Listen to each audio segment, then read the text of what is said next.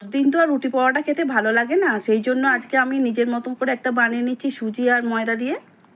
1 cup সুজি নিয়েছি, 2 cup ময়দা নিয়েছি। এবারে পরিমাণ মতো নুন আর জল দিয়ে খুব ভালো করে একটা ব্যাটার বানিয়ে নিচ্ছি। আর সঙ্গে দিয়ে দিচ্ছি 2টো ডিম ফাটিয়ে। ডিমটা দিয়ে আবারও খুব ভালো করে ফেটে নিয়ে 10 মিনিটের জন্য চাপা দিয়ে রেখে দিয়েছিলাম।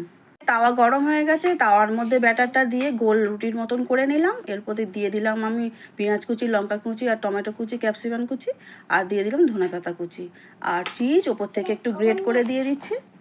আর দিয়ে দিলাম বিট নুন আর চিলি ফ্লেক্স। মাছের পিঠটা খুব ভালো করে হয়ে গেছে, আমি এবার উল্টে দিচ্ছি। এইভাবে উল্টে দিয়ে ভেজে নিয়ে তুলে নিচ্ছি একটা সার্ভিং প্লেটের মধ্যে।